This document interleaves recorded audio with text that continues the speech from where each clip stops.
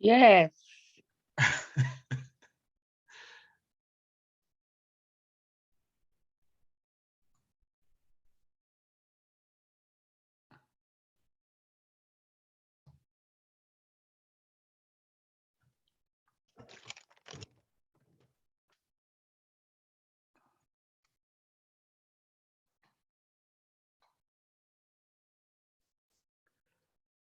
Eita, eita, Nice. Já dormiu bem agora? Você está com o som desligado. 8h30, eu vou sair fora, que eu tenho que trabalhar. Olha, trabalhar hoje? É, que eu limpo o escritório à noite. Mas você nunca vai nas segunda. É, então, mas eu vou de terça-feira, mas só que amanhã eles vão trabalhar à noite. Então eu tenho que limpar hoje. Mas tem que ser 8h30, Nice. Ai, pastor. Ai, ai, ai. É. Então tá. Mas eu não vou ficar com falta, não, né? Aí, bom, só vai ficar, não vai nem ficar 8h30, vou começar de 8h15, mais ou menos, então vai ficar 15 minutos de aula para ela. Ah, eu vou ter falta? Não, você vai e justifica lá para o Nunca pastor vou. que você foi trabalhar. Não dá para ir mais um pouquinho, mais só um pouquinho. Aguentar um pouquinho aí, pelo menos 9. É, vou aguentar até as 9. Aguenta. É. Aí fica pelo menos a metade do tempo, porque escatologia é uma aula muito boa. Porque às 9 eles vão embora, né?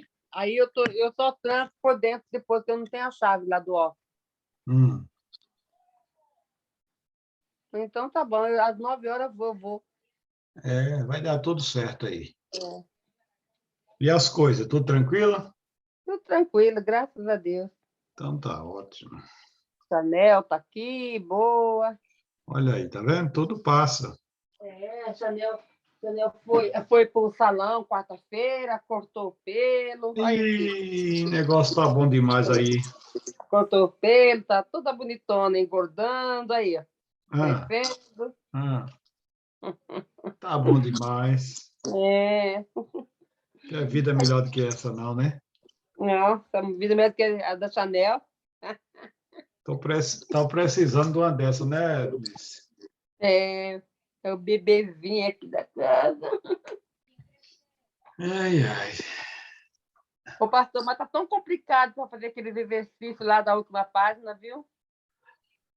Você tá vendo o slide aí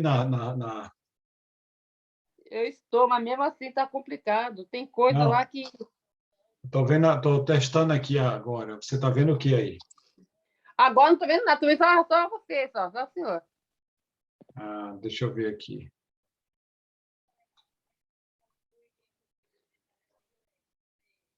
Agora sim, agora Ah, eu tô vendo. tá vendo 2 slides ou só um? Dois. É, um de cada lado.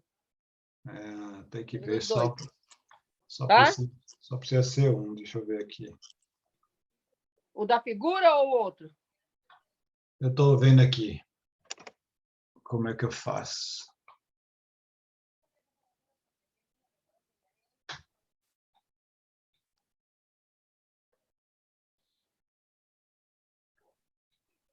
Uhum. A tua comida tá lá, ó. Vai lá comer tua comida. Vai lá comer tua comida. Tá bom? Você não quer comer tua comida por quê? Vai comer tua comida, bebê. Vai comer tua comida. Vou ver se ela come um pouco. Ela não quer comer. Ó, É que a minha pastora bota ela em mau caminho, aí chega aqui em casa, ela não quer comer hum, comida dela. pois é. Comer comida de adulto, de gente. Ela não é gente para comer comida de gente. Ela tem que comer a comida dela.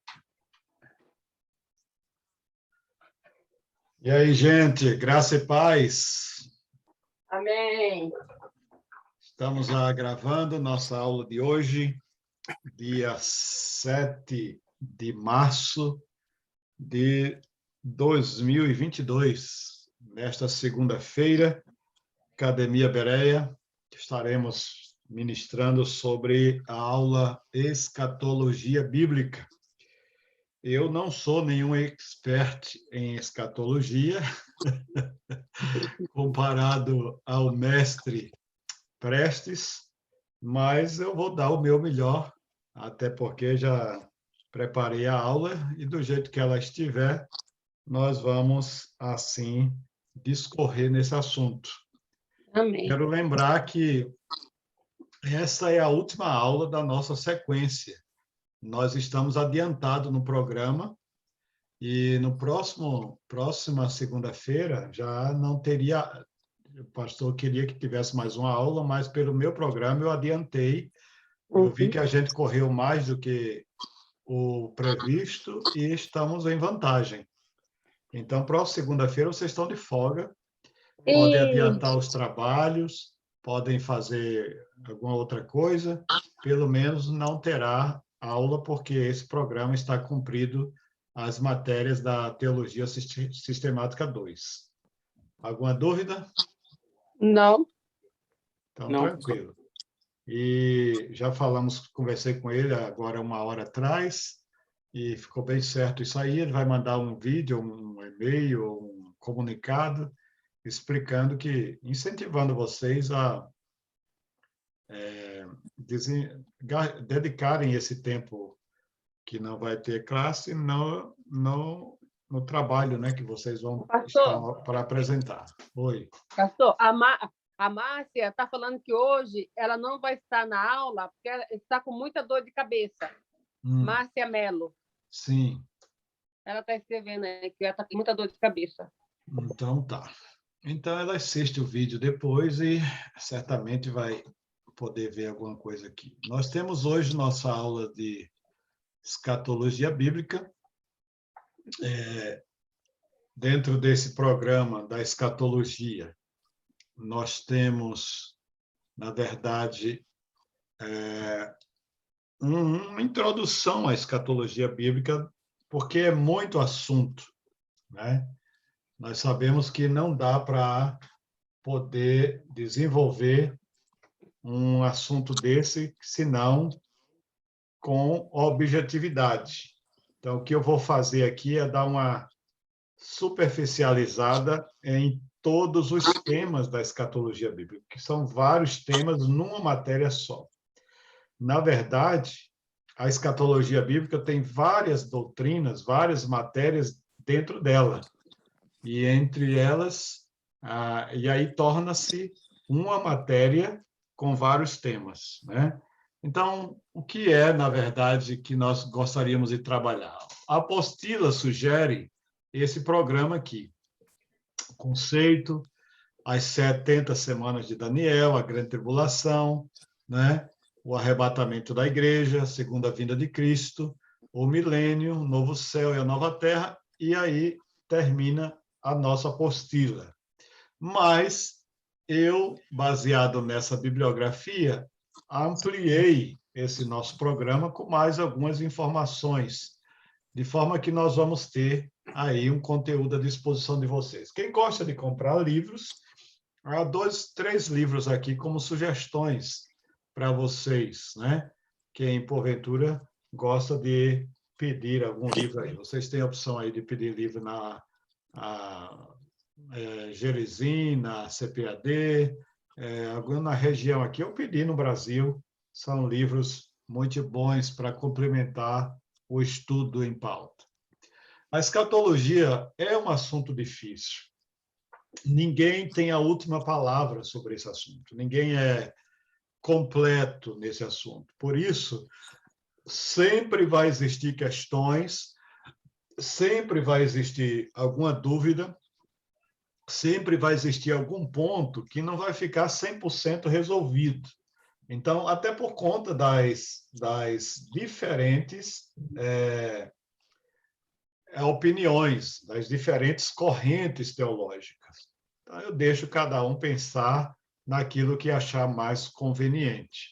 Só que nós vamos trabalhar com uma linha da escatologia bíblica, né? A palavra escatologia, ela é formada de duas palavras gregas, escatos, né, que significa o último ou significa o fim, e logos, que vem da palavra, que vem o sentido da palavra, discussão, instrução, ensino, assunto, tema. Quando a gente junta as duas palavras, nós temos a escatologia, que é o estudo do fim, ou o estudo das últimas coisas, né? Ou ainda o estudo dos últimos, né? Então, a escatologia trata de tudo que ainda vai acontecer, só que ela não pode esquecer daquilo que já aconteceu, né? Então, ela trabalha com o que vai acontecer, mas ela precisa ter como base as coisas que já aconteceram. Dentro disso, durante esse período que nós estaremos estudando a escatologia, nós vamos ver que durante esse período da igreja, a incumbência da igreja, enquanto não acontece o final dos tempos, ou concluir das coisas, é pregar o evangelho, né? Por quê? Porque o grande e terrível dia do Senhor virá. Os últimos dias estão aí, a cada dia para nós é o último dia, é a última chamada. Nós vivemos hoje como se Cristo voltasse hoje, né? Temos que viver nessa expectativa de que o dia do Senhor virá, né? A importância de estudar a escatologia bíblica, né? Desde o seu início, a igreja se preocupou com esse assunto. Paulo, os apóstolos, os líderes da igreja primitiva, os pais da igreja, todos eles tiveram preocupação com esse assunto. Não é um assunto alheio à realidade doutrinária, é um assunto sempre em pauta nos escritos sagrados e também fora deles, no contexto do debate, da discussão, né? Por conta de que os sinais estão a cada dia sendo mais evidentes da volta de Jesus. Então, essa escatologia, o estudo da escatologia, é uma realidade, né? Abacuque, capítulo 2, verso 3, diz: porque a visão é ainda para o tempo determinado, e até o fim falará, não mentirá. Se tardar, espera-o, porque certamente virá e não tardará. Dentro disso, qual é a área que a escatologia atua? Escatologia tem base na revelação divina. Tudo que está na Bíblia, tudo que Deus revelou para a gente, é o que nós temos como pauta no nosso estudo. A escatologia pertence ao campo da profecia. A maioria das informações que nós temos para estudar a escatologia são assuntos proféticos. Ezequiel, Daniel, Apocalipse, né? Então, são textos proféticos, né?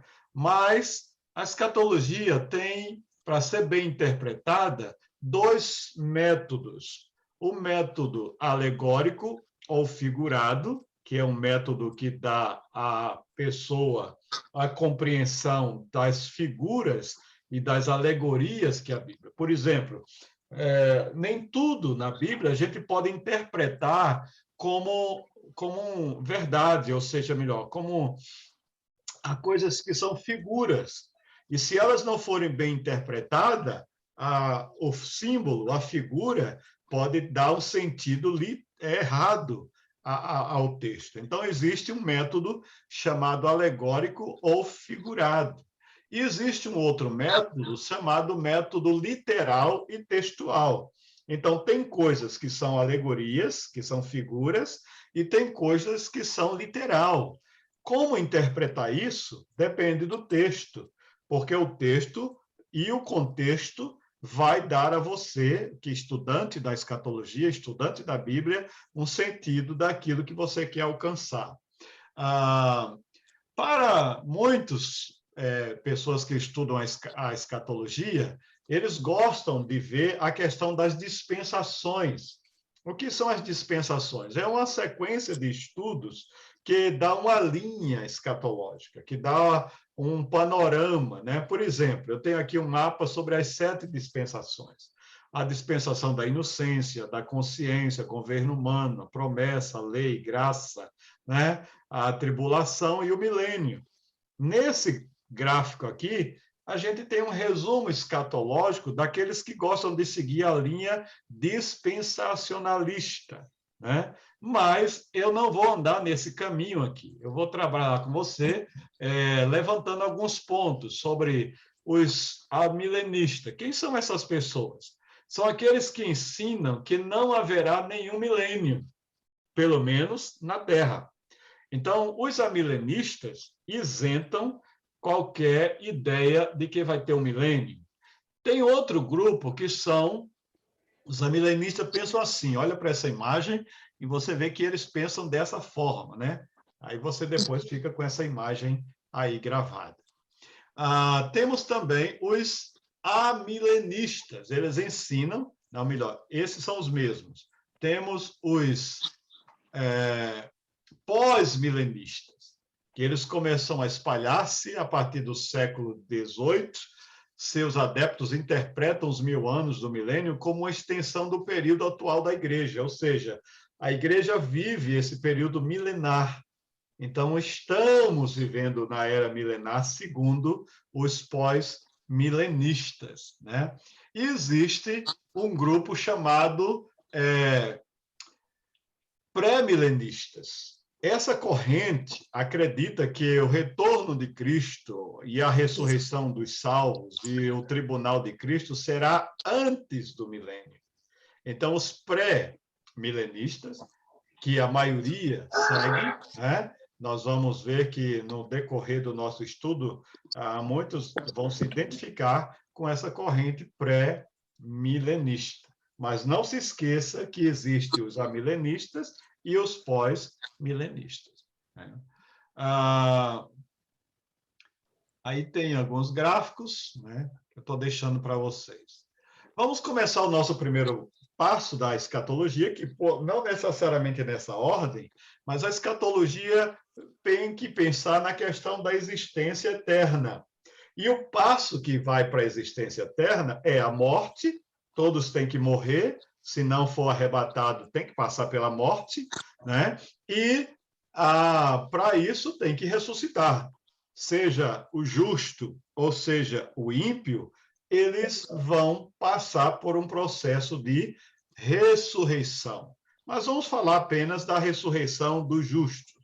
A Bíblia diz que muitos dos que dormem no pó da terra ressuscitarão, uns para a vida eterna e outros para a vergonha e desprezo eterno. Daniel capítulo 12, verso 2. Significa dizer que vai ter ressurreição para justos e vai ter ressurreição para ímpios, para gente que não é de Deus, né? Nessa questão, a ressurreição dos justos implica dizer que ela é baseada na ressurreição de Cristo. Cristo é a primícia dos que dormem. Ou seja, ele ressuscitou, é o primeiro para a ressurreição. E nesse contexto, está Paulo enfatizando, na sua carta aos Coríntios, a questão do que diz respeito à ressurreição de todos aqueles que acreditam em Cristo. Mas, por que eu estou dizendo isso? Porque existe seitas, grupos e outros que dizem que uma vez que morreu, a vida acabou. Claro que não, haverá ressurreição. Dentro dessa ressurreição, a exemplo da que Cristo teve, nós encontramos que a ressurreição é o quê? É um tornar a vida, um levantar-se, erguer-se, um despertar, um acordar, né? Esse é o sentido original da palavra ressurreição. Mas ela também tem um sentido doutrinário, que ela da outorgação da vida a quem se havia extinguido fisicamente. É o ato do levantamento daquilo que havia estado no sepulcro.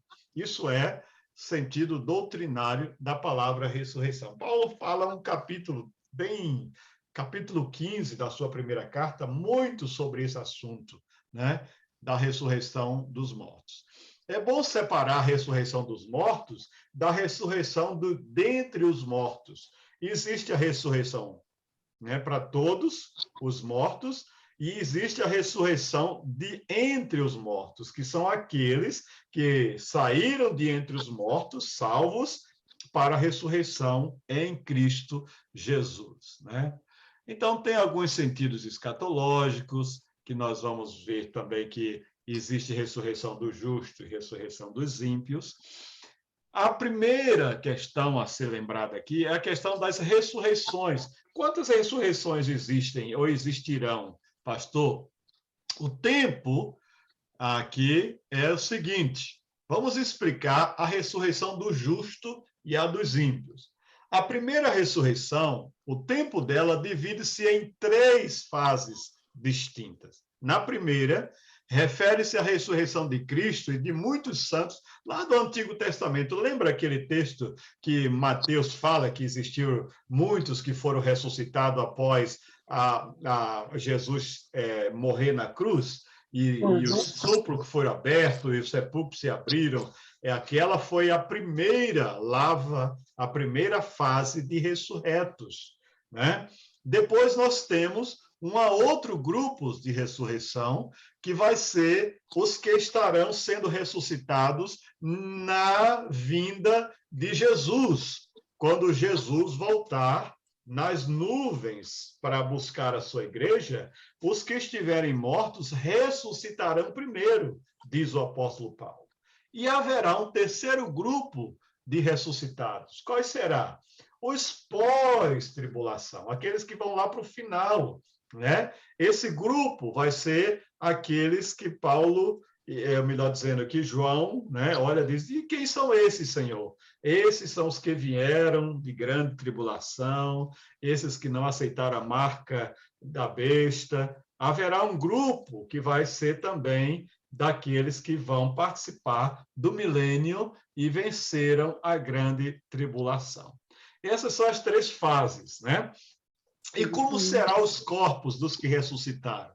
Serão corpos glorificados, corpos transformados, né? Os que nós encontramos lá em 1 Coríntios 15 serão transformados, né? Corpo mortal em corpo glorificado. Quanto à ressurreição, a segunda ressurreição, o tempo, né? Já sabemos que Jesus distinguiu 2 ressurreições, a dos justos e a dos ímpios. Nessa fase que Jesus virá buscar a sua igreja e os mortos ressuscitarão, só os justos vão subir com Jesus. Os outros mortos vão ficar, né? Eles vão esperar a hora deles para serem ressuscitados. Não vão igual com os salvos em Cristo, nessa segunda fase da ressurreição. Por quê? Porque os mortos vão ressuscitar, os sem Cristo, para a ressurreição do juízo final. Eles vão ressuscitar e vão direto para o julgamento de Deus, né? E os justos vão ressuscitar em 2 fases. Na primeira, que é quando Cristo voltar para buscar a sua igreja, e na segunda, quando ele vier em glória, né? E dará naqueles que não receberam a marca da besta a liberdade de reinarem com Cristo durante 1000 anos. Não dá tempo para falar muita coisa, mas se tiver alguma pergunta, depois vai escrevendo aí. A natureza dos corpos dos ímpios é diferente do justo. Os ímpios vão ressuscitar, mas o corpo dele não vai ser igual ao do justo, glorificado. Vai ser sem glória nenhuma, né? A semelhança de que nós entendemos que quando eles ressuscitarem, vão receber um corpo também. E esse corpo vai para julgamento. E eles vão ter um julgamento final, onde vão passar por um tempo tenebroso, uma eternidade de sofrimento, né? Esse corpos que eles vão receber para a eternidade. Então, esse é o estado final dos ímpios, né? Que será chamado segunda morte. Vão receber a morte física e vão receber a morte espiritual. Nisso é a ressurreição dos mortos. Um resumo sobre este assunto. Há alguma pergunta? Ô, pastor, Oi. então quer dizer, então, no caso, então, que Jesus Cristo é o único que ressuscitou. Tem, mas, de acordo com o que o senhor falou aí, tem um grupo já que já foi ressuscitado já. Sim. Ah, ok. Agora, eu não tenho autoridade assim para dizer eles ressuscitaram, mas deu a entender que eles voltaram, né, para os seus lares, famílias e tudo, não ressuscitaram para a glória. Eles Ah, ok. ressuscitaram para. Isso é uma coisa que deixa a gente meio que, se você prestar atenção ao texto, né, eles foram reconhecidos pelos seus familiares lá em Mateus. É bem interessante aquela história ali, mas foi muita gente que os sepulcros se abriram e aqueles mortos ressuscitaram. Mas Ok. essa ressurreição em Cristo já é diferente. Essa já vai ser com um toque da trombeta, que a gente vai falar um pouquinho lá na frente, uma chamada em glória para o encontro de Cristo nos ares. Tá, mas, pastor, pelo que eu estudei com o pastor Prestes, eu só quero confirmar. Morreu hoje, aí o corpo vai para o cemitério, né? E Sim. a alma vai para o paraíso, né? Isso. Quando Jesus voltar, a alma sai do paraíso e volta para ressuscitar no corpo que ficou aqui na Terra. Incorporar. Sim, aí todos vão encontrar com Jesus nas nuvens. Sim. É só isso que eu queria ter. É porque eu vejo muita gente. Eu aprendi isso com o pastor Prestes, muito tempo atrás. Mas muitas pessoas não falam isso e, tipo assim, que a pessoa morreu, está dormindo. Existe o chamado estado intermediário, que é o lugar onde estão vivos, os que estão salvos e ímpios. Nesse estado intermediário, um estado intermediário para os justos é o paraíso, e o estado para os ímpios é o Hades. Eles estão esperando essa chamada final para a ressurreição. Só que os justos ressuscitarão primeiro.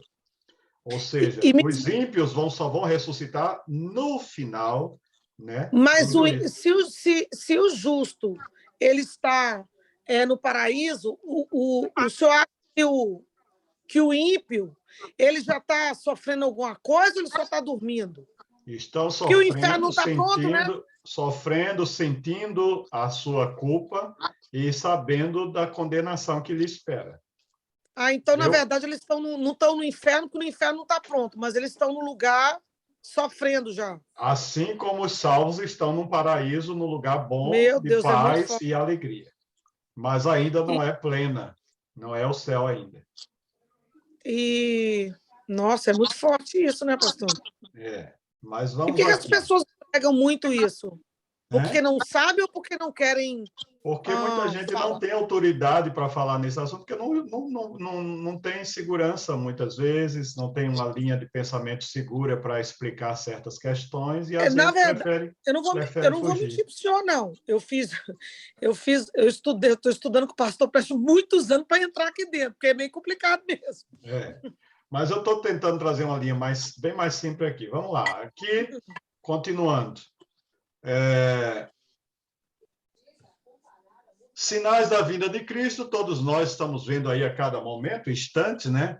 Esses sinais bem categóricos. Nós encontramos aí desde a destruição do templo, lá em Jerusalém, do ano 70, quando ele disse que não ficará pedra sobre pedra que não seja derribada, a destruição do templo, e as predições feitas no Monte Escatológico. Quantos sinais Jesus deixou bem claro ali? Entre eles, acautelai-vos que ninguém vos engane, né? Falsos cristos. O que mais tem no mundo hoje são pessoas com a identidade de querendo ser Cristo, né? Os falsos profetas, as guerras não determinadas. Nós encontramos aí aquelas guerras que são os rumores, né?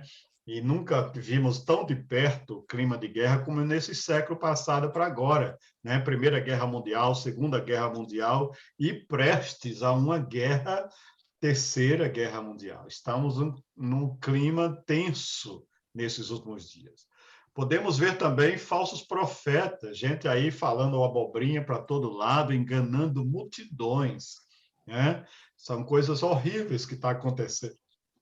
Com o desvio do ensino da palavra, a falta de verdade no conteúdo bíblico, né? Encontramos esses falsos profetas usando a Bíblia. São os lobos realmente vestidos de ovelhas, né? Nós encontramos outro ensino que é o ensino, falsos ensinos religiosos. É aquilo que tem uma capa de Bíblia, que usa a profecia, que usa os textos sagrados, mas são todos com intenções negativas, né? Deturpando a verdade, né? E nunca se usou tanto a Bíblia nas seitas, nas religiões, espiritismo, nas tantas outras religiões, né? Nesses sinais, existem algumas predições de sinais concretos, que são a simultaneidade dos sinais, os conflitos bélicos, cada dia nós estamos vendo aí mais de perto, e agora tão perto como Ucrânia e Rússia, né? Encontramos as nações se gladiando aí, os grandes líderes como Putin e Biden, nesse clima dessa Guerra Fria que está prestes a começar de novo. Encontramos tensões onde os seres humanos ficam à mercê de potências mundiais, e quem sofre? Quem sofre? Quem está sofrendo? O simples, o morador, aquela pessoa que paga a conta por essa guerra toda e às vezes não tem paz, né? Os seus impostos, o seu trabalho, o seu dinheiro transformado em valores bélicos para defender nações, que muitas vezes acontecem conflitos como esse aqui. E guerra constante. A gente pensa que existe guerra Ucrânia e Rússia. Não, está tendo guerra hoje. Síria, Afeganistão, Somália, Iraque ainda é ponto de tensão, Nigéria, Israel, Palestina, constantes tensões, o Iêmen, República Democrática do Congo e vários outros países do mundo, gente, estão em tensões terríveis, né? E diz o texto também que haverá fomes, pestes, terremotos, são sinais da vinda de Jesus, né? Encontramos sinais aí, ó, nos séculos de 15 até o século 19, quantos terremotos aconteceram no mundo, né? Existem também algumas predições de sinais atuais, nesse princípio das dores. Nós acreditamos que a tribulação vem, mas antes da tribulação virá o princípio das dores, virá um tempo difícil, um tempo de angústia. A igreja vai sofrer também, né? Não a própria tribulação, mas ela vai sofrer dores, ela vai sofrer como uma mulher de parto para dar à luz. Antes da volta de Jesus, quem é crente vai ser peneirado, vai ser experimentado. A Bíblia diz que vai ter, olha bem alguns sinais desse aqui, ó. Vai ter angústia na terra, né? Vai ter muito, a gente vai ver tanta injustiça, vai ver tanta calamidade, essas bandeiras aí se levantando, bandeira gay, bandeira homossexualismo aí, depravação, o povo quer imoralidade, o cristão vai sofrer muito para manter sua integridade, para manter o seu testemunho, para manter sua idoneidade, diante de gente corrupta, diante de gente imoral, às vezes vão ser chamados à perseguição, gente. Os escândalos, quantos a cada dia estamos vendo? Entre esses, o recente aí, esse casalzinho aí maravilhoso, né? Não sei se vocês conhecem essa história desse camarada aí que morreu, mulher aí, deputada e foi acusada de ser ela a assassina do marido, o ecumenismo, né? As igrejas se unindo para um só Deus, né? Mas o Cristo não pode ser o mesmo. Pode até achar que Deus para eles é o mesmo, mas o Cristo nunca vai ser o mesmo, né? Porque Cristo é justamente aquele que faz toda a diferença. As pessoas dizem que todo caminho leva a Deus, mas só um caminho leva a Deus, que é Cristo Jesus, né? Encontramos os que se traem, né? As brigas entre igreja, irmãos, denominações, povo sem graça mesmo, isso aí. A multiplicação da iniquidade. O povo hoje a gente está pregando mais para crente do que para descrente. A preocupação dos pastores hoje é pregar para crente. Por quê? Porque os crentes estão precisando mais de Bíblia do que se imagina, né? Sábado, eu conversando com uma irmã, disse, pastor, é verdade mesmo, os pastores hoje têm que se preocupar mais com as ovelhas, porque as ovelhas, em vez de ganhar ovelha, em vez de crescer, em vez de evangelizar, não, elas estão dando trabalho, né, com os pecados dela, com a iniquidade, né? E aí tem outros sinais, tantos que vêm aí nesses sinais da vinda de Jesus. Como devemos aguardar? Com vigilância e espiritualidade, como as 10 virgens, só que 5 eram prudentes, 5 não. Nós podemos aguardar com fidelidade e trabalho, temos como exemplo a parábola dos talentos, né?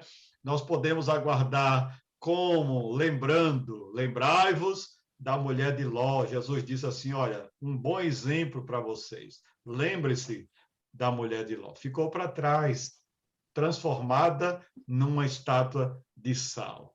Encontramos também um Jesus advertindo, quem quiser salvar a sua vida, vai perdê-la, né? Então, cuidado, porque tem gente querendo ganhar o mundo inteiro com trabalho, com tudo, e vai perder a sua alma. Não se pode servir a 2 senhores. Não pode, não pode, não pode, né? Todos esses sinais categóricos, guerra, violência, fome, desastre, terremotos, poluição, armas nucleares, temos que continuar pregando evangelho em todo o mundo. Perguntas? Eu tenho uma pergunta, pastor. Rapidinho. Eu tenho uma dúvida. Se uma igreja deliberadamente aceita o pecado no altar, pecado assim, forte mesmo, vamos botar uma pessoa que sabe que a pessoa está no adultério, e deliberadamente deixa a pessoa pregar, essa pessoa, você acha que nunca converteu? Ou esse pastor, ele desviou? Eu acho difícil o Espírito de Deus agir só isso. Porque os homens vão fazer muito mais do que isso, irmã, nos últimos dias. Só que a presença do Espírito Santo é que deve se pensar se ela vai estar aí ou não. O problema, às vezes, o Espírito Santo não vai comungar. Teve um homem que pregou sobre isso. O anjo pode ir através das orações e tudo, Deus se faz presente se 2 ou 3 estão no nome dele, mas isso não quer dizer que está aprovando aquele culto. Deus, ele de acordo com a palavra dele, né? Não, porque na minha cabeça, eu penso assim, se a pessoa aceita o pecado no altar, eu creio que não... Eu acho que quando o temor da pessoa acabou, ou ele não conhece a Deus, ou ele desviou. Não havendo profecia, o povo se corrompe e aí se desvia mesmo. Tem que ver voz profética, tem que deixar o Espírito Santo abrir a boca de servos dele, tem que repreender o pecado se quisermos a graça de Deus nos nossos púlpitos. Olha bem, arrebatamento da igreja. Esse é mais um assunto escatológico. Virei outra vez e vos levarei para mim mesmo, para que onde eu estiver, estejais vós também. Que promessa tremenda. Eu virei outra vez. Eu vou estar aqui com vocês. Vocês vão me ver de novo, né? Essa é a certeza do arrebatamento da igreja. Uma promessa que o relógiozinho já está quase anunciando. Vai chegar esse momento. Então, o que é o arrebatamento da igreja? Ela vem justamente, essa doutrina vem justamente para acalentar, para trazer esperança para a gente. Quando a Bíblia fala da vinda do Senhor Jesus, o assunto aparece como um só evento, só que ele, na verdade, vai ser dividido em 2 partes, né? A primeira será visível para o mundo. Jesus virá em 2 vezes. Primeira vez ele vem, mas não será visto pelo mundo, ele será só para a igreja.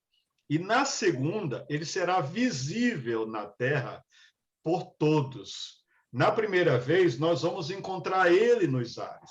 Na segunda vez, ele vem à terra no Monte das Oliveiras. Então, há uma diferença entre esses 2 tempos. Algumas pessoas acham que é um tempo só e confundem o texto da Bíblia porque não sabe diferenciar qual é o momento que está acontecendo. Jesus para a igreja e Jesus para Israel. Jesus vem para a igreja e Jesus vem para Israel. Entendeu? Então, presta atenção nesse gráfico aqui, por exemplo. Primeira vinda do Senhor Jesus, né? Então, vem o arrebatamento, e aí 7 anos de tribulação, Jesus volta, né, agora, e aí a divisão que nós estamos querendo mostrar mais prático para você dentro desse pequeno gráfico.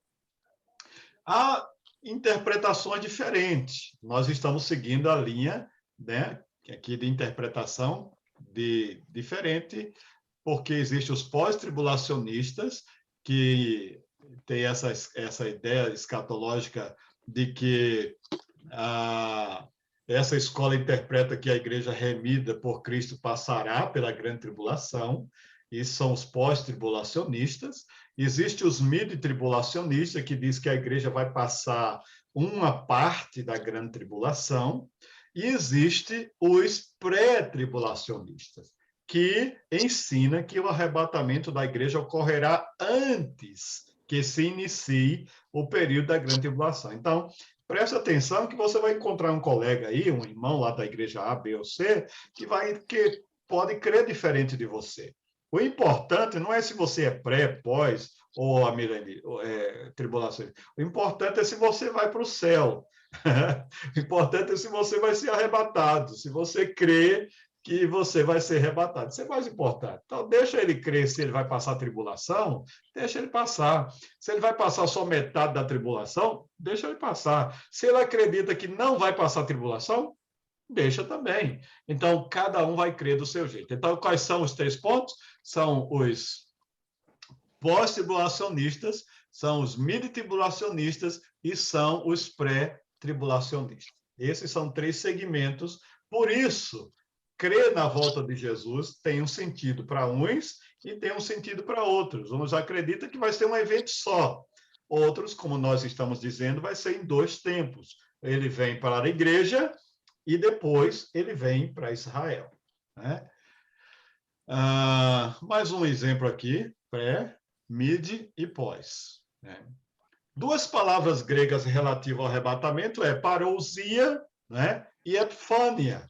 São 2 palavras para diferenciar que Jesus vem para a igreja e Jesus vem para Israel. A parousia, né, que é essa palavra que justamente nós estamos tratando aqui, quer dizer literalmente presença, chegada rápida, visita. Então, ele não vai ficar, ele vem só para receber a igreja. E a outra palavra, que é epifania, literalmente significa manifestação, vir à luz, resplandecer ou brilhar. Por isso o texto diz lá em Apocalipse que ele vem em glória, né? E esse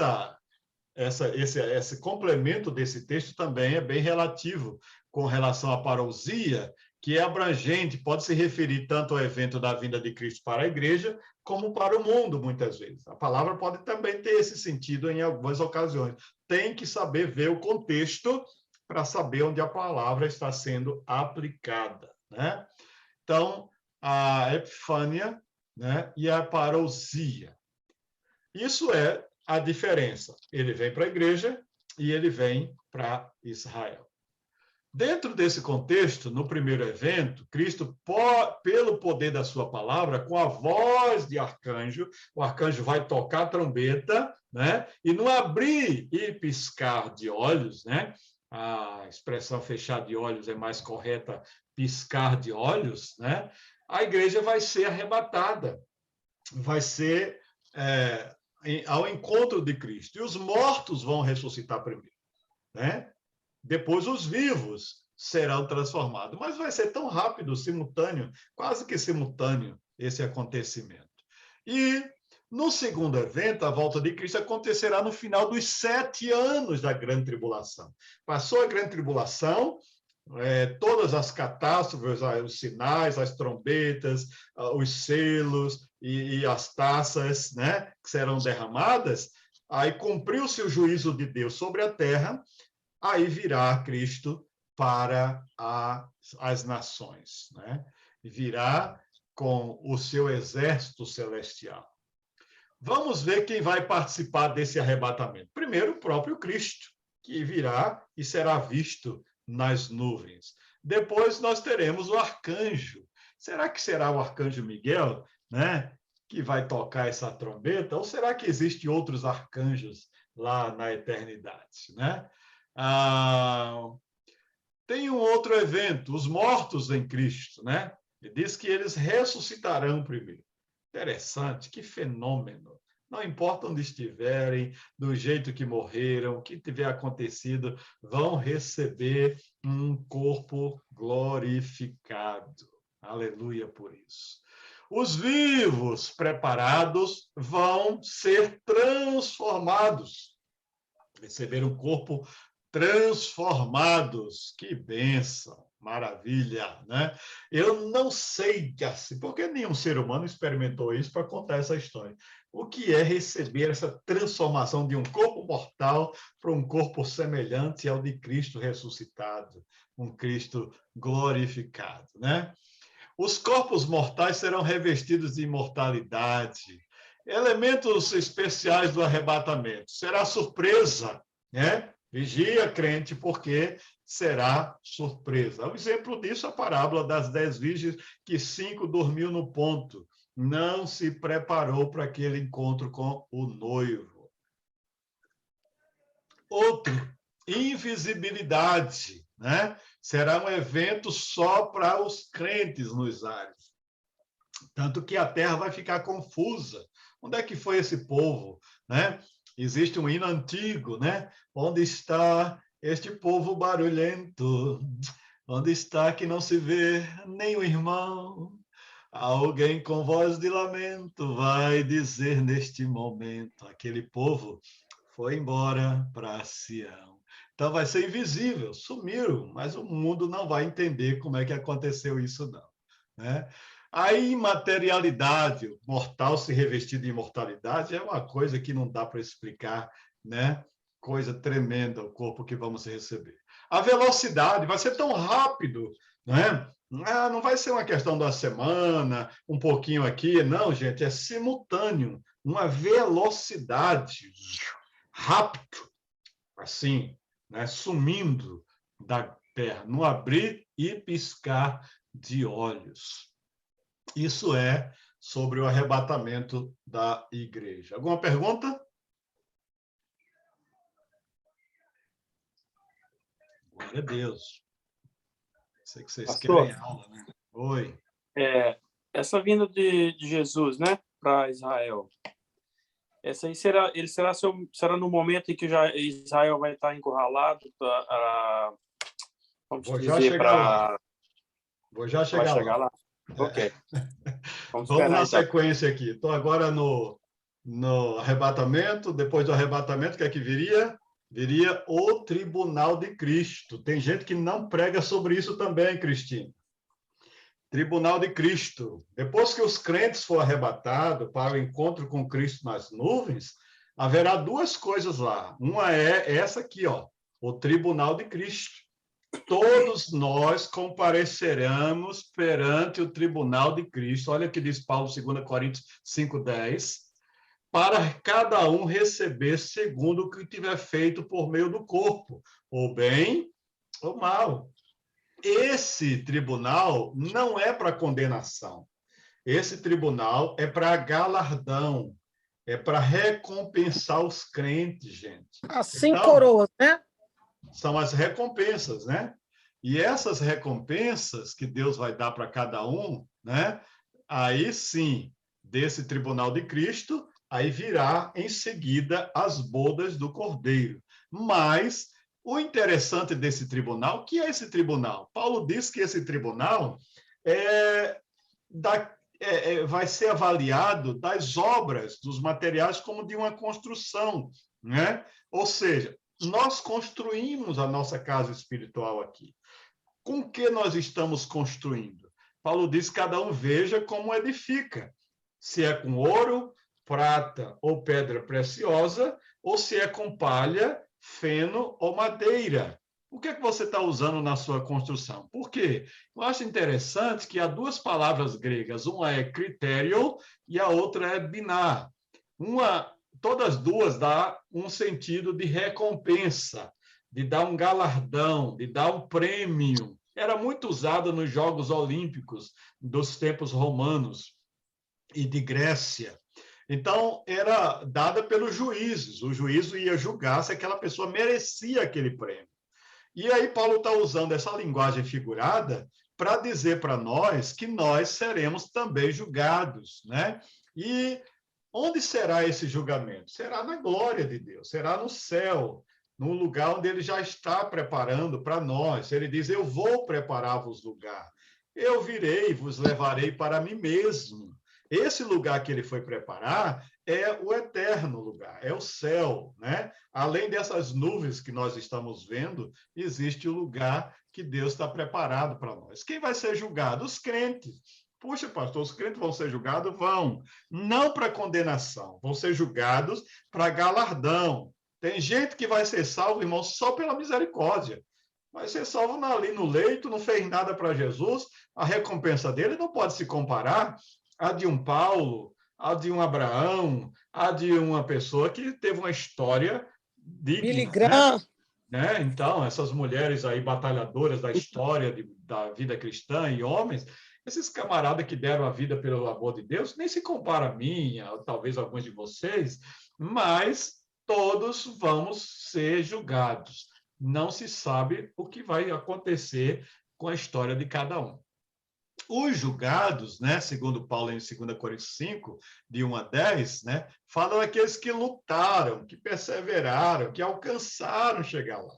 Há um interessante hino do Asaf, um hino bem antigo, que ele diz, quando terminar esta vida e lá no céu eu chegar, haverá uma multidão de irmãos esperando para me abraçar. E perguntarão a uma voz, voltados para mim, conta-nos como você, irmão, venceu e chegou aqui. Falarei e contarei de Jesus, o Salvador. O que é que esse hino está dizendo? Asaf está dizendo no hino que ele está dizendo assim, foi graça, irmão, superabundante graça. Ou seja, a graça de Deus é suficiente para nos levar na presença de Deus. E o nosso julgamento, por mais que pareça meio constrangedor, no céu não haverá constrangimento, não haverá tristeza, não haverá aquele sentimento, minha recompensa foi menor, a do outro foi maior.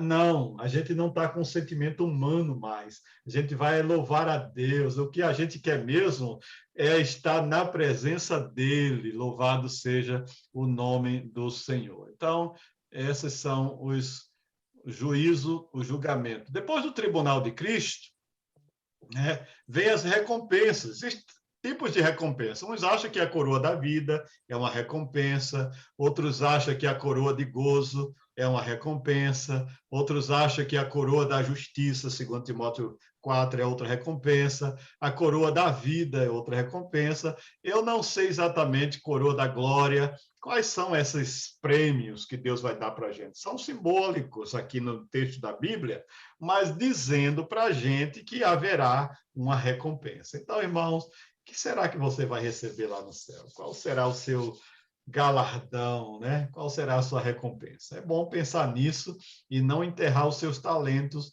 para que possa ganhar o prêmio devido na presença do Senhor, né?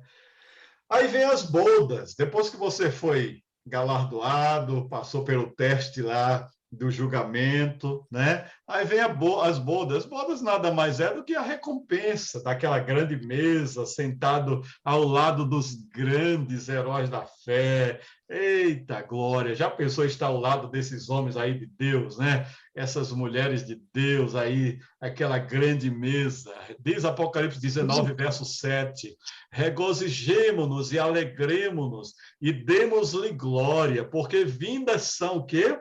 As bodas do Cordeiro, e já sua esposa se aprontou. É hora do banquete, é hora do casamento, é hora de a igreja se aliar com Cristo para essa união, né? Isso são as bodas do Cordeiro. Eu não sei, assim, sentir nem um pouquinho do que seria a glória de ter o serviço dos anjos, de ter toda aquela mesa ali. Eu não sei o que louvor vai ser cantado, que tipo, mas, irmãos, vai ser glorioso, e eu creio que todo aquele que perseverar vai ter a oportunidade de sentar naquela mesa e ver o grande rei e adorar o grande Salvador das nossas vidas, né? Então as bodas virá, e depois das bodas, né, começa aqui na terra, irmãos, após o arrebatamento da igreja, o quê? A grande tribulação. A grande tribulação está incluída nas chamadas 70 semanas de Daniel. Então, as 70 semanas de Daniel, elas são divididas, né, em partes. Não foram todas cumpridas de uma só vez. Então, a igreja foi arrebatada. O que é que acontece no arrebatamento da igreja lá em cima? Duas coisas. Qual é? Tribunal de Cristo e as bodas do Cordeiro. Aqui na terra começa, quando o arrebatamento da igreja aconteceu, aqui na terra começa o quê? A grande tribulação, que é a 7ª semana, né, das 70 semanas de Daniel. Essas 7 semanas, muito estudada aí por muita gente, o cumprimento das 70 semanas está se dando em 4 períodos. 7 semanas, mais 62 semanas, um intervalo e uma última semana. Alguns que mexem muito melhor com escatologia definem assim: primeiro período, 7 semanas são 49 anos. É o período da reconstrução do Templo de Jerusalém. Depois eles vão para um segundo período, 62 semanas, que são 434 anos. Este período vai de 396 a.C. até o 32 depois de Cristo. E aí, outras pessoas veem um terceiro período, que é o tempo dos gentios, que está para acontecer a qualquer momento. Este período não é contado como dentro das 70 semanas, pois não corresponde ao teu povo e à tua santa cidade, ou seja, Israel e Jerusalém, mas sim à igreja, pois a profecia é para Israel e Jerusalém. É a era da igreja ou a dispensação da graça. Aí vem, segundo os estudiosos da escatologia, o último período. Aí vem a última semana, a 70ª semana de 7 anos, que será 7 anos. Quando a igreja for arrebatada, né, aí vem o início da grande tribulação. Depois vocês vejam o gráfico melhor e nós podemos ver quanto tempo vai durar essa semana. São 7 anos, né? É a última semana, chamada Grande Tribulação. Ou 42 meses, ou 1.260 dias, conforme Apocalipse capítulo 11. Né? Há vários nomes dados para a Grande Tribulação, há vários acontecimentos na Grande Tribulação, que não vai dar tempo eu tratar de tudo isso aqui, né? Mas, por exemplo, o surgimento do Anticristo, a aliança de 7 anos com o Anticristo, o juízo sobre os 7 selos, as 2 testemunhas, os 144 mil judeus salvos em Israel, a pregação do Evangelho do Reino, o Anticristo rompendo a aliança com Israel, o juízo sobre a terra, as 7 trombetas, as 7 taças, né? A volta de Jesus em glória, o julgamento das nações, a derrota do anticristo e do falso profeta, a prisão de Satanás. São tantas coisas em 7 anos, irmão, que é muita coisa para se estudar, né? Estará a igreja na grande tribulação? Aí você decide. Lembra daquelas correntes teológicas? Tem gente que acredita que vai passar pela grande tribulação. Aí, nossa corrente teológica, que nós estamos estudando, não vai passar pela grande tribulação. Nós vamos ter o princípio das dores, um período de aflição, de angústia, mas não vamos passar a grande tribulação. A grande tribulação será, como propósito, o trabalho para levar Israel a reconhecer o Messias. Deus vai trabalhar com a nação de Israel durante o período da grande tribulação, porque a igreja não vai estar na terra. Então, quem vai ser trabalhado são os gentios e os judeus. Tanto o juízo de Deus virá para as nações, como virá para Israel, né? A diferença disso aqui é que, levando Israel a conhecer o Messias, os judeus vão ter os seus olhos abertos, o seu entendimento aberto para saber da aliança que fizeram com o anticristo foi errada, e eles querem agora uma volta do Messias para se reconhecer o Messias como Senhor e Salvador deles. Outra coisa que a grande tribulação vem é trazer juízo sobre o mundo. Todos os habitantes da terra, com as pragas que vão cair, vão sofrer na grande tribulação. Só que todo aquele que Deus quer preservar, Deus vai preservar muita gente na grande tribulação. Ninguém se engane, né? Haverá um grande número de pessoas que não vão adorar a besta e não vão receber a marca dele, né? A marca do anticristo. Essas pessoas vão reinar com Cristo durante 1000 anos. Eles vão passar pela tribulação, né? Então, qual foi a pergunta mesmo, o Elvis?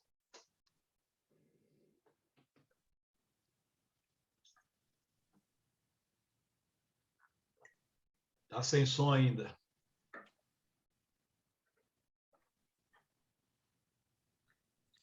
Desculpa aí, pastor, se liga o som. Manda aí. A minha pergunta é o seguinte: a primeira vinda de Cristo para a igreja, né? Uhum. E a segunda vinda de Cristo se daria no momento em que Israel vai estar, vamos dizer, cercado, todo que seria, vamos dizer, a guerra do Armagedon, que se fala. É o momento que Israel já não teria mais saída, seria o momento que Jesus Cristo voltaria para Israel para livrar Israel dessa situação? O que vai categorizar a grande tribulação, o maior sinal dela, é a aliança que Israel vai fazer com o anticristo. E essa aliança vai durar, como a tribulação são 7 anos, essa aliança vai durar 3 anos e meio. E aí, nos 3 anos e meio, Israel quebra essa aliança com o anticristo. E o anticristo, agora que já persegue, né? Já sabendo que Israel agora quebrou essa aliança, começa uma perseguição a todos aqueles que são judeus.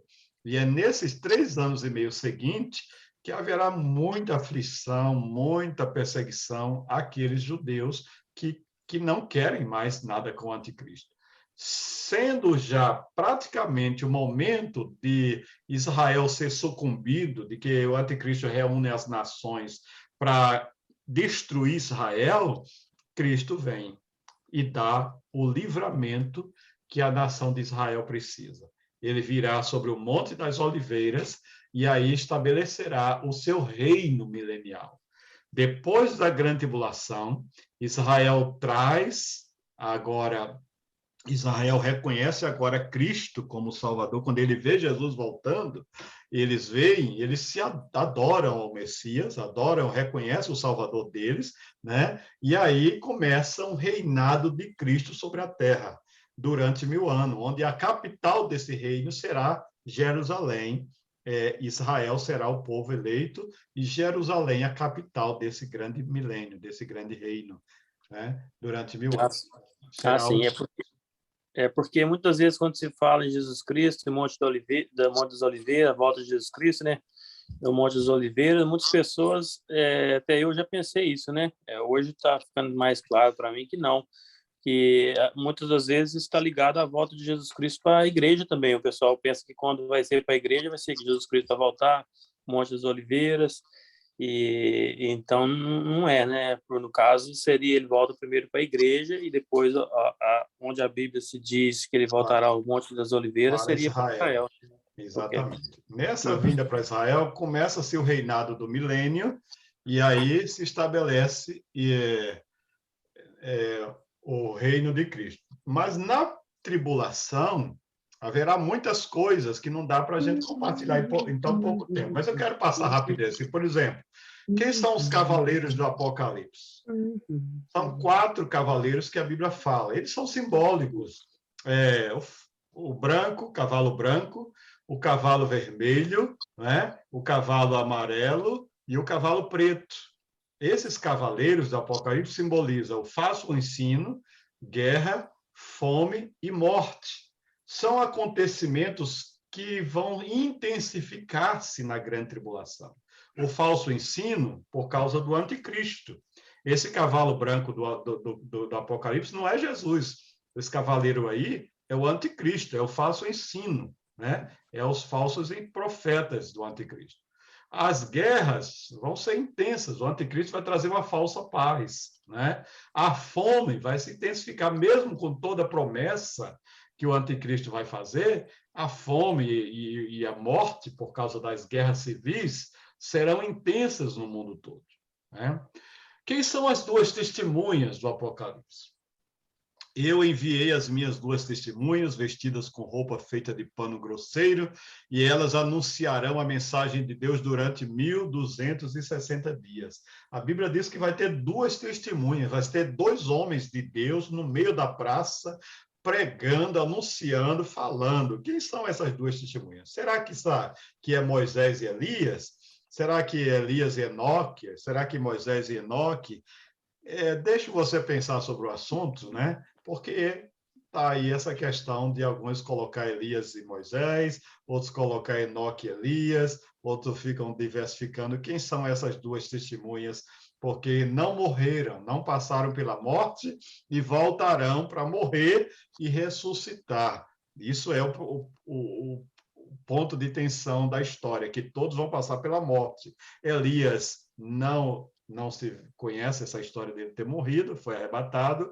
O Enoque foi levado para Deus, Deus para si o tomou, né? E o Moisés não se achou o corpo dele, quem sabe possivelmente também foi arrebatado. Então, quais são os 2? Porque 3 tem aí. Quais são os 2 que nós vamos colocar nessa agenda de Deus aqui, né? E as 7 trombetas? 7 trombetas serão tocadas na grande tribulação, gente. Serão 7 trombetas, serão 7 taças e serão 7 selos. Esses acontecimentos do Apocalipse, eu coloquei tudo aqui num gráfico só. 1, 2, 3, 4, 5, 6, 7.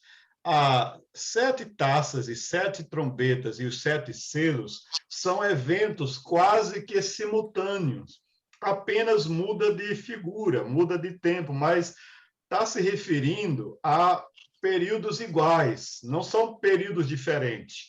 As 7 trombetas, as 7 taças e os 7 cálice, melhor dizendo, 7 selos, 7 trombetas e as 7 taças, é para dizer que são períodos de tribulação, de juízo, de pragas, de manifestação do juízo de Deus sobre a terra. Então, resuma, quando você lê Apocalipse, que são apenas contextos de ponto de vista diferente, mas todos eles são juízos de Deus sobre a terra, né? Quem é a mulher vestida de sol de Apocalipse 12? Né? Israel é o mais provável que seja essa mulher, não dá para falar sobre isso. Quem é o anticristo, do capítulo 13? Né? Quem é a besta aí? Né? A verdade é que o anticristo será um líder político, né? E ele será auxiliado por líder religioso, haverá um falso profeta. São 2 figuras que se levantam em Apocalipse 13. Uma que subiu do mar e a outra que subiu da terra, né? Então, a besta que subiu do mar e a besta que subiu da terra. Um é o anticristo e o outro é o falso profeta. Esse capítulo 13 de Apocalipse, né, tem muito a ver com o início da grande tribulação. É como se fosse a porta de entrada para os 7 anos. Ele fará uma aliança com muitos, né? E o anticristo vai receber um poder, vai receber uma autoridade dada a ele, né? Para que ele governe, para que ele reine sobre as nações. E no reinado dele, ele vai triunfar. Olha, o Apocalipse diz que vi eis um cavalo branco e o seu cavaleiro com um arco. Foi-lhe dada uma coroa e ele saiu vencendo e para vencer. Olha, o cara vai sair vencendo nessa história. Ele vai sair triunfando nessa história. Só que ele é falso, esse evangelho que ele prega, essa paz que ele prega, melhor dizendo, não evangelho, essa paz que ele prega é falsa, né? E ele fará segundo a sua vontade, se levantará e se engrandecerá sobre todo Deus, diz Daniel. Contra o Deus dos deuses falará coisas incríveis e será próspero, até que se cumpra a sua indignação, porque aquilo que está determinado será feito. Ele não vai ser detido durante os 7 anos. Vai ser cumprida tudo que foi para ele, né? E ele vai receber o poder e a autoridade da besta, o falso profeta, vai ajudar ele nessa missão de ser bem-sucedido. Quais serão os sinais que a Bíblia fala que vai se receber? A besta vai trazer uma marca, a marca de um número, 666, 666. O que significaria? Seria um chip? Seria uma logomarca? Uma código de barra? Seria um implante de algum...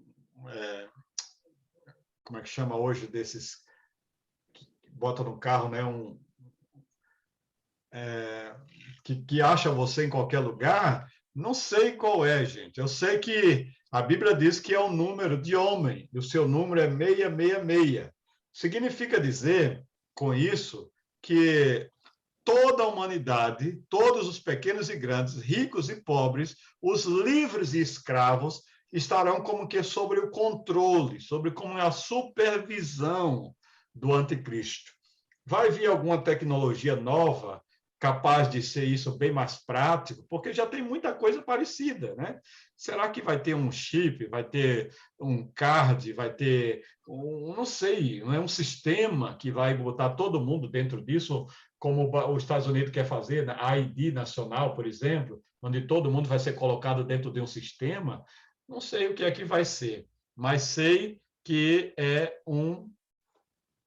algo que vai identificar todo mundo em qualquer lugar, vai ser achado, vai saber quem é a pessoa, né? E o último sinal da apostasia é o sinal categórico da manifestação do anticristo. É o esfriamento da fé, é a incredulidade, é todo esse pensamento negativo, é a indiferença para Deus, porque o anticristo não vai ser contra Deus, ele não vai pregar contra Deus, ele vai pregar contra Cristo, ele é anticristo. Então, vai ter muita religião se unindo num só Deus, mas não vai ser num só Cristo. Essa é a diferença. Quem servia a Cristo de verdade vai ser perseguido, porque ele é anticristo, né? E como será anunciada a mensagem do Evangelho na grande tribulação? Irmãos, isso aqui tem controvérsia nesse texto de Apocalipse 14.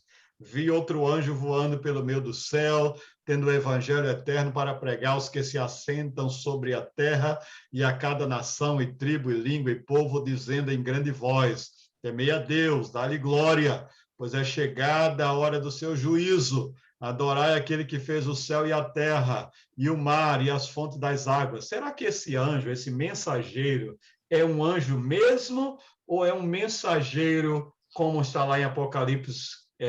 E ao anjo da igreja escreve, ou seja, uma pessoa, um líder, um pregador, ou os pregadores que vão ficar na grande tribulação. Deixa você pensar sobre isso aí, né? Olha aqui esse gráfico para você memorizar. 7 selos, 7 trombetas e 7 taças. São o resumo de todos os acontecimentos do grande tribulação. Além dos ais, né? Os 3 ais, né? E os 7, o intervalo, né? Dos 7 personagens que aparecem, que também não vai dar para falar aqui: besta, anticristo, a mulher vestida de sol, o dragão vermelho, a meretriz. Não vai dar para falar tudo isso aqui hoje. Perguntas? Estou caminhando já para o final. Perguntas? Nunca vi um resumo de escatologia tão...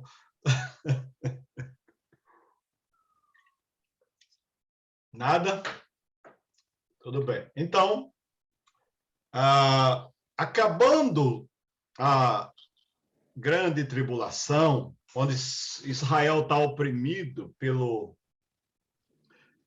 anticristo e por todo o seu exército, prestes a destruir Israel, Jesus vem. E ao vir, voltando, lembra das duas fases? Primeira fase para a igreja, em glória, ele está lá com as bodas, está lá com a igreja, e agora ele vem com a igreja e traz libertação da opressão do anticristo sobre Israel, que quer destruir aquela nação. Então, com o seu exército, Israel, ou melhor, com o seu poder, Cristo detém o anticristo, o falso profeta. E a Bíblia diz que ele manda amarrar Satanás. Satanás será preso por um anjo e vai ficar preso durante 1000 anos. Durante 1000 anos, Satanás não vai mais enganar as nações. Começa-se o chamado período milenial, né?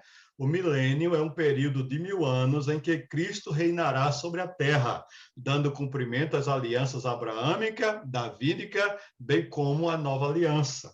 Nesse período de 1000 anos, será o chamado reino dos céus, o reino de Deus, o reino de Cristo. É um período de muita prosperidade, onde a terra se restabelecerá do caos que o anticristo deixou.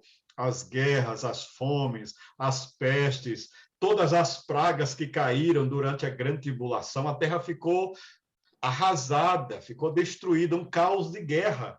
Você já pensou, meteoro vai cair na terra, pragas, vai ser tribulação nunca vista em nenhum tempo, né?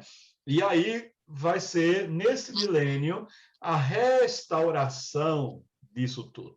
A Terra vai ganhar vida de novo, a sua atmosfera, o seu sistema ecológico vai retornando à sua vida normal, né? Quem vai governar no anticristo, no milênio? Cristo, né? Cristo é o que vai governar durante o milênio. Que coisa tremenda, né? Bom lembrar que ele é que estabelecerá esse reino e ele vai reinar nesse período. Durante esse período, Satanás, que estará acorrentado, né, não será liberto. Vai ficar 1000 anos preso, amarrado, algemado lá. Um anjo forte vai pegar ele e vai botar ele no canto dele, né? E o Senhor será rei sobre toda a terra naquele dia. Um será o Senhor e um será o seu nome, né? A volta pessoal e visível de Cristo à Terra está prevista em toda a Bíblia. É bom você observar que até no Velho Testamento há muita referência sobre o milênio, que acontece justamente nesse período da grande tribulação. Olhando esse gráfico, os principais eventos do milênio, né? A aparição de Cristo, quando virá para libertar Israel, estabelece o milênio, né? Começa o milênio, né? A remoção de toda maldição, todo pecado que estava sendo praticado vai ser agora, não que a pessoa vão deixar de ser pecadoras, mas não vai ter a liberdade para viver na fornicação, pecado em liberdade, né? Cristo vai ter o seu trono estabelecido, né? O templo vai ser estabelecido, Israel vai ter o seu templo estabelecido, né? E aí, né? Virá no final do milênio, irmãos, eu estou aqui com você aqui terminando, a última rebelião de Satanás. Por quê? Porque Cristo, né, vai permitir que Satanás seja solto. E ele vai ser solto por um pouquinho de tempo.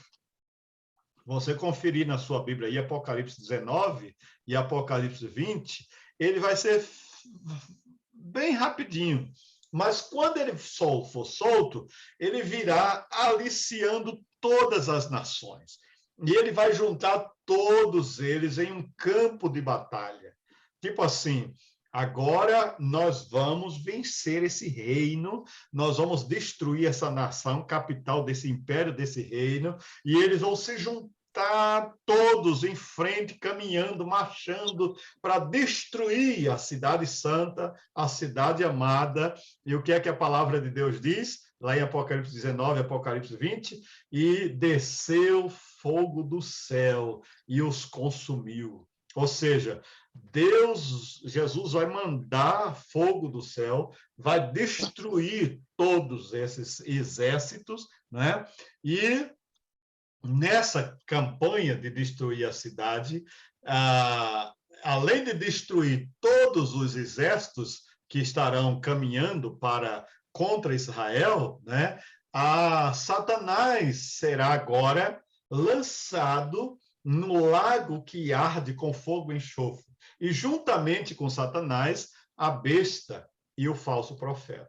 A Bíblia diz que eles serão lançados vivos num lago de fogo. E ali, que é o inferno, né, é o lugar preparado para ele, será a sentença de Satanás. E haverá aí toda a conversão dos judeus a Cristo, né? A nação de Israel vai ver que realmente o reino milenial de Cristo foi uma preparação para esse último acontecimento, né? E a prisão de Satanás, eu estou aqui já bem atrasado aqui nos slides, né? Mas o reino vai ter prosperidade, longevidade, o cordeiro e o leão, uma passagem muito conhecida, né, dessa paz, simbolizando a paz do milênio, né? O final do milênio, Satanás será solto e a grande guerra, Gog e Magog, Apocalipse 20, verso 8, que vão se juntar em batalha, né? Os canhões, as armas bélicas, uma tecnologia super avançada. Irmão, se daqui a mais 1000 anos esse mundo sobreviver, a tecnologia que vai existir você nem imagina como vai estar. Se a gente está vendo coisas incríveis, nós nem imaginamos que vai ser mais daqui a 1000 anos. Vai ser uma tecnologia incrível, vai ser muita coisa além da nossa imaginação. O que a gente vê como científico, imaginação científica hoje, o que a gente via 50 anos atrás, que aqueles filmes iam tudo preto e branco, com ideias, né? Hoje a gente está vendo como aquilo era parecido com o que eles queriam mostrar hoje. Imagina daqui a 1000 anos como será o mundo, a tecnologia. Após o milênio virá a batalha, Gog e Magog, Satanás e os seus demônios serão soltos para realizar a última tentativa. E olha bem, Apocalipse 20, versos 7 e 8. Acabando-se os 1000 anos, Satanás será solto da sua prisão.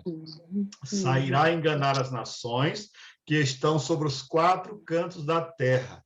Gog e Magog, cujo número é como a areia do mar, para ajuntar em batalha. Vai ser como a areia do mar. Vai ser um exército tão forte, tão grande, que assustaria qualquer um. Se Israel não tivesse Cristo por ele, estaria complicado. Então, Jesus vem, trava essa batalha, destrói esse exército, e Apocalipse 20, verso 19, verso 20 diz: e a besta foi presa, e com ela o falso profeta, que diante dela fizeram os sinais, e com quem enganou aos que receberam o sinal da besta, adoraram a sua imagem. Estes 2 foram lançados vivos no lago de fogo que arde com enxofre. Né? É isso aí. Aí vem o juízo final, depois que todos foram destruídos, automaticamente são levados para um estado eterno. Vão aparecer na presença de um tribunal de Cristo. É um mistério isso aí. Dá a entender que eles nem... É uma morte meio que estranha. Não é bem uma ressurreição, parece que só transporta para lá e já aparece num grande tribunal, né? E o local desse tribunal é justamente eterno, né? A Bíblia diz: fugiu a terra e o céu e não se achou lugar para eles. Que ele pensa que pode... Não tem 48 horas. Mas o que foi ficado hoje de manhã. Não, mas aí não é culpa dela, né? Não. Então ele falou isso. Senão Eita, tem gente aí batendo um papo aí, gente. Isso Desculpa, indica que o julgamento ocorrerá no espaço celestial, acima das nossas capacidades. Haverá os livros sendo abertos, o livro da vida, e a Bíblia diz que haverá outros livros. Irmãos, você pode me explicar que livros são esses? Né? Além do livro da vida, tem outros livros, né? E neles estão escritos todas as obras das pessoas. Sabe por quê? O livro da vida é para os salvos. E o livro das obras das pessoas são todos aqueles que, por não conhecer o Evangelho, sabiam e serão julgados pelos seus princípios morais, ou bem ou mal. Quem sabia o que era certo, mesmo sem conhecer Deus, não tiveram tempo de ser evangelizado, vai ter muita gente de tribos, línguas, povos e nações que nunca ouviram o evangelho, que não sabe nem quem é Jesus, gente. Sabia disso? Hoje, em pleno século XX, existem lugares no mundo que não sabe quem é Jesus de verdade. Jesus é um grande profeta, Jesus foi um cara excelente, um cara legal, fez o bem, mas eles não sabem quem é Jesus como Senhor, como Salvador, e aí serão julgados com um julgamento especial nesses livros, que é o chamado livro onde estão julgadas as obras de cada um.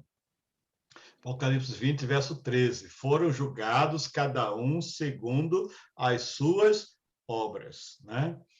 E aí vem a eternidade. Deus vai separar o joio do trigo, vai separar os salvos dos não salvos, e todos agora vão ter o seu lugar, com Deus ou sem Deus. Significa dizer, olha bem, e vi um novo céu e uma nova terra, porque já o primeiro céu e a primeira terra passaram, e o mar já não existe. Olha isso, gente. Nada do que está aqui vai existir mais. Nada.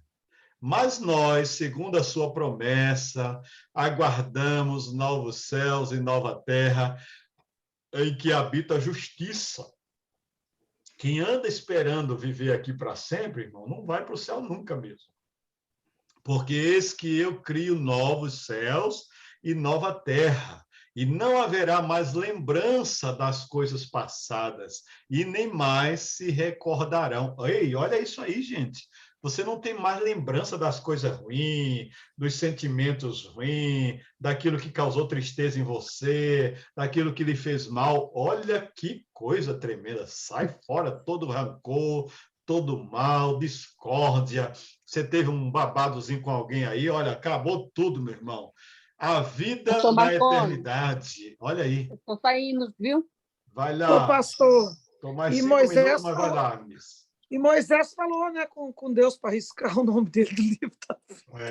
Não sabia. Ele não tinha revelação. Naquela época já ele falava. Não tinha revelação completa ainda, não. E ali nunca mais haverá maldição contra alguém, e nela estará o trono de Deus e do Cordeiro, e os seus servos o servirão, e verão o seu rosto. Gente, olha isso, verão o seu rosto, e nas suas testas estará o seu nome. Quem vencer herdará todas estas coisas.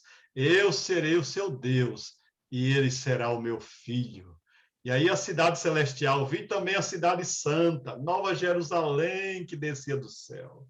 Irmãos, uma coisa gloriosa que João viu. Eu imagino que ele nem sabia contar tudo. Ele viu aquilo assim, aquele glória, ruas de ouro, o mar daquela cidade era de cristal, né? Uma glória celestial. Vale a pena perseverar, vale a pena ir até o fim, vale a pena servir a Jesus, e Deus vai nos dar graça para chegar lá naquele grande encontro. Alguma pergunta? Pastor, Oi. é uma coisa complicada para a nossa cabeça humana entender, né?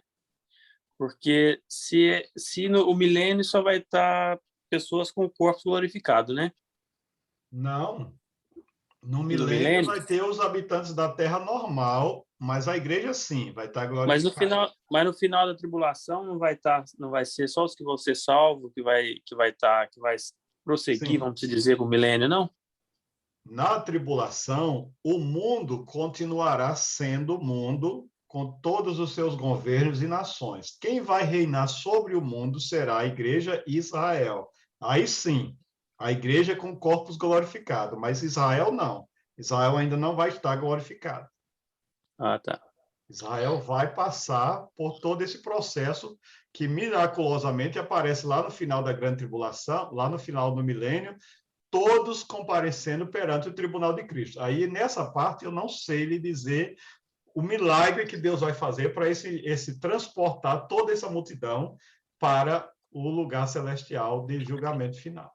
Porque o que leva a gente a entender é o seguinte, porque se o povo no milênio, vamos dizer, vai estar favorável para todo mundo seguir o evangelho, vai estar seguindo vamos dizer, Jesus e tal, né? E no final, quando o diabo vai ser solto, vai ser um período curto de tempo, Isso. como se o povo, se o tempo tá, se o clima está favorável para o pessoal tá, vamos dizer, vivendo da forma correta, como que o diabo vai convencer esse povo em um curto período de tempo a se rebelar contra Israel para chegar a ter a guerra do Gog e Magog, que o senhor acabou de dizer, né? Eu vou dizer por quê. Porque o povo vai estar sendo como que subjugado e não vão estar por vontade própria. A natureza pecaminosa vai continuar no coração do homem. É mais ou menos assim. Vou dar um simples exemplo. É como uma pessoa está na igreja, a família está ali dizendo, não, seja crente. Aí chega um dia que ele está ali porque ele está ali, mas ele não está ali porque ele quer estar ali. Uhum. Ele está na igreja, é criado na igreja, vive na igreja, mas no dia que ele sentir a oportunidade, ele sai fora. As nações do mundo vão estar sobre o governo de Cristo, obedecendo por causa da imposição do governo. Mas não é porque eles querem aquele governo, eles querem mesmo pecar, o homossexualismo, a bandeira gay, tudo isso vai estar reprimido nesse pessoal naqueles dias. Então, quando Satanás for solto, que eles vão entender que agora eles têm um governo dominando ele, o anticristo, o falso profeta, estarão justamente influenciando todo mundo de novo, como a ressurreição desses seres, aí eles vão dizer, não, nós temos um Deus, nosso Deus agora, temos um poder com a gente. A gente não quer isso aí. É como aí esse sentimento que muita gente tem. Eu e você talvez não tenha, que a gente tem uma conversão genuína, mas a pessoa que não tem conversão genuína, ele não sente vontade, ele está ali oprimido.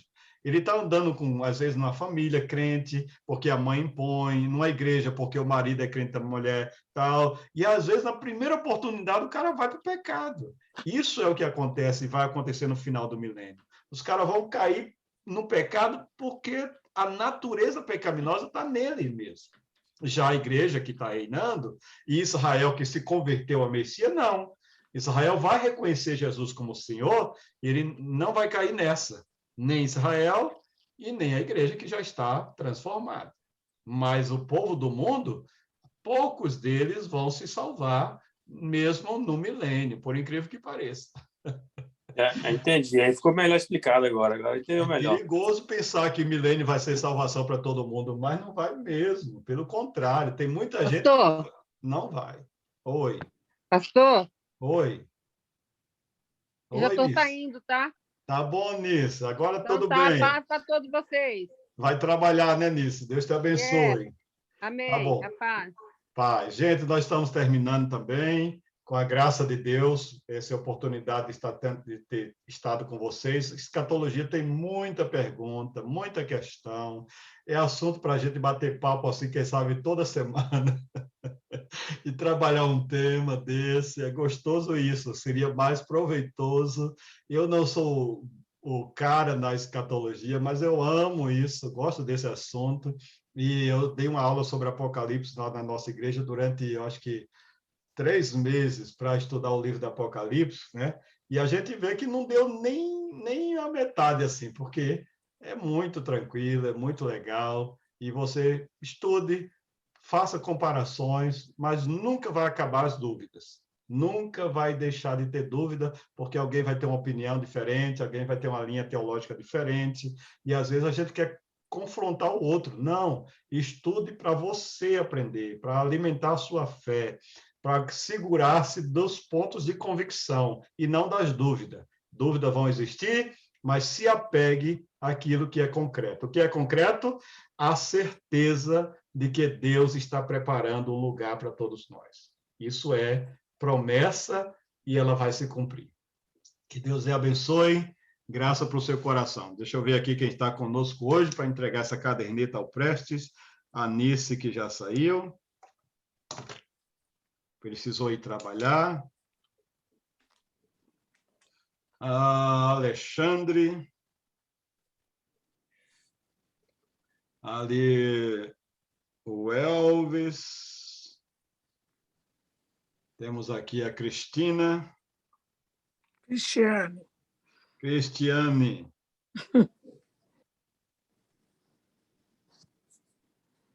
Temos a Márcia, a Gláucia.